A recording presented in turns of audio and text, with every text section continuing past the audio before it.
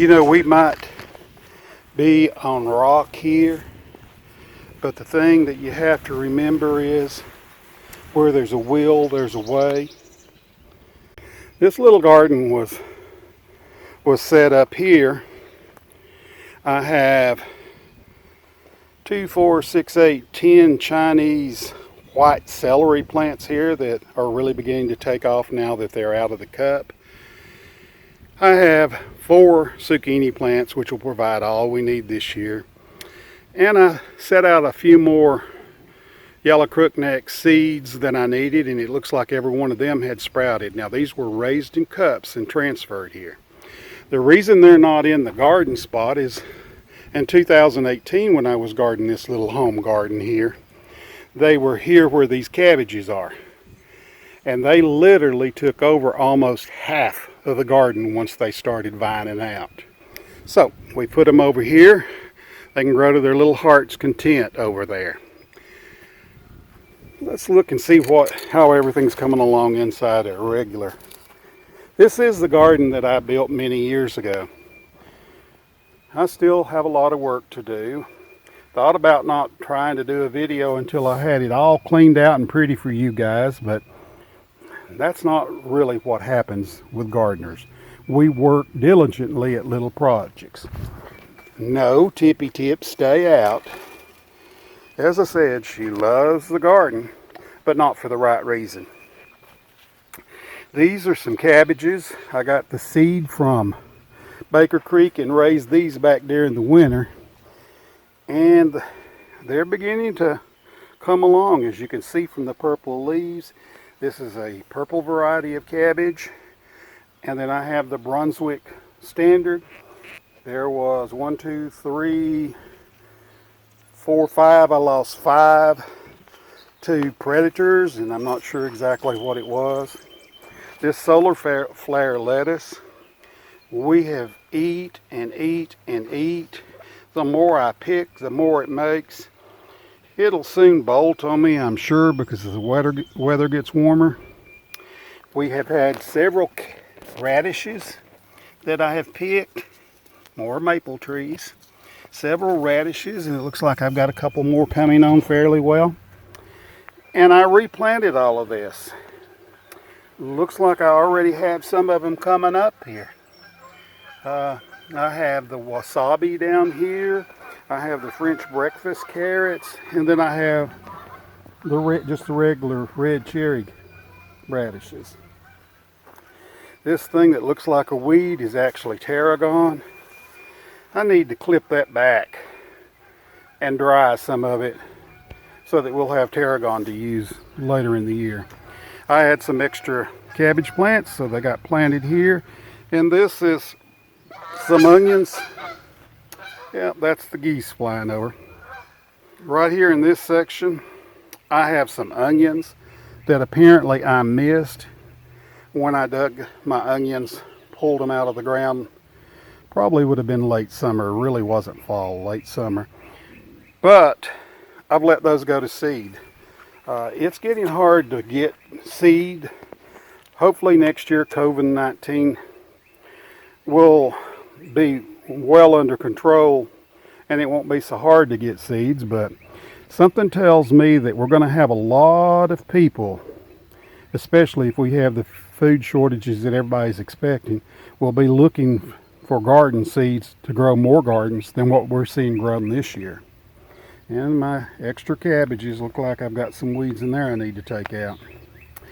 These few beans that you see right here, these are some Blue Lake beans. These were some I set out in cups because, believe it or not, once those come up and start producing, that few plants will produce enough for us to blister the green beans. We love to blister them in olive oil, salt, pepper, and then put some Parmesan cheese shavings on top of them after we've got them on the plate. They're just delicious. And so the rest of this row, I just planted my Blue Lakes right here, and I'll be putting more of those out. That's the Green Beauty sugar snap pea. That's a beautiful little bloom. I didn't realize that. The bloom kind of almost reminds me of the magnolia sugar snap pea.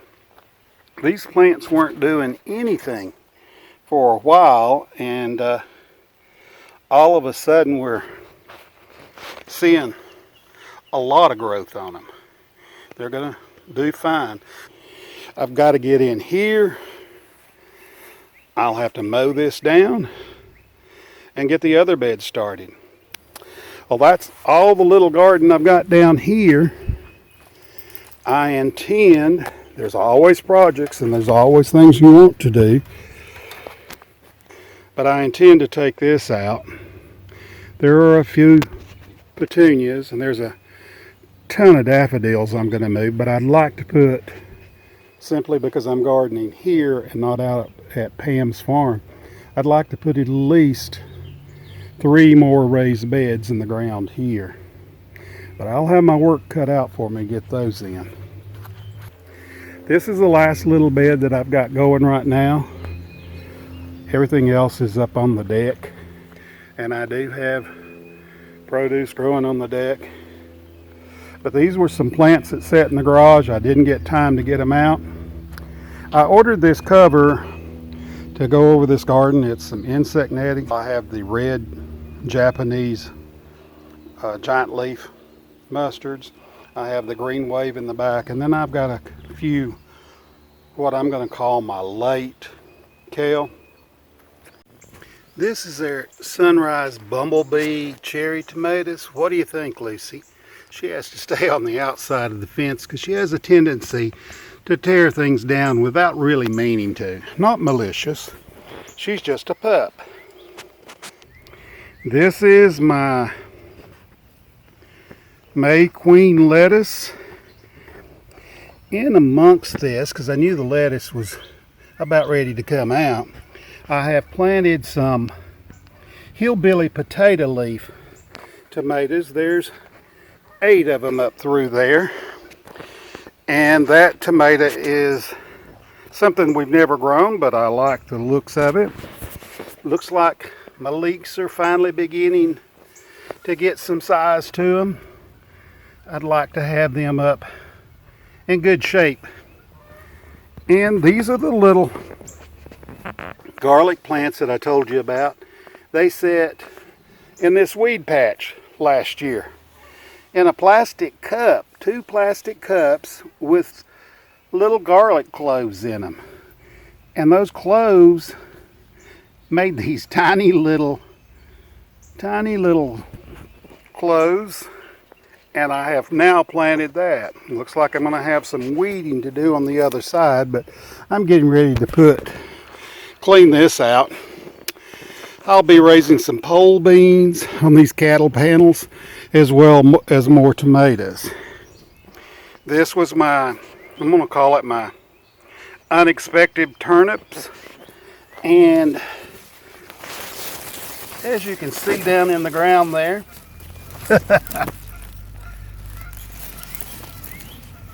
as you can see, they are producing turnips. This is what we planted in those flower pots in the fall of last year. We harvested turnip greens, and then I brought the dirt down here and threw it out. I knew that the roots were still viable, so I just piled some mulch up around them and stepped on them right good to kind of make sure everything was seeded well in the soil. And we've already had turnips out of here, as well as eat turnip greens. It's been amazing. This is, of course, the larger garlic plants. And I planted these garlic plants in the winter last year. And I put out some onion bulbs that we picked up at the local farm supply store. The potatoes that are in here, that's kind of a surprise. There was some old potatoes that had sat in the garage and rotted because they were on the floor. I took and dumped them down here just for compost. The reason they're in the middle of these onions is I wasn't expecting them to come up. I thought everything was absolutely just mushy rotten. But I was a little bit wrong.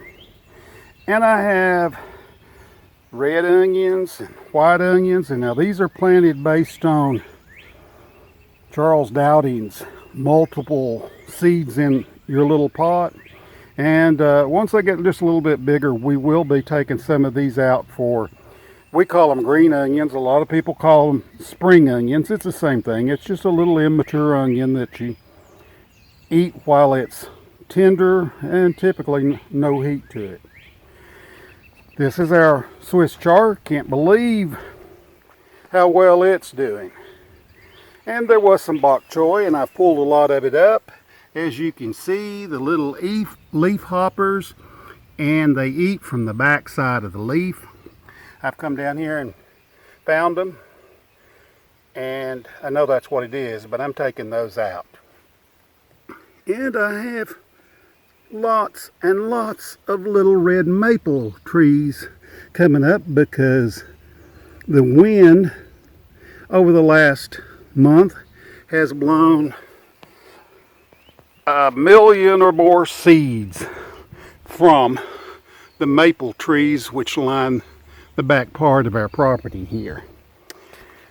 These are Boston pickling cucumbers, and I've got them on my trellis here.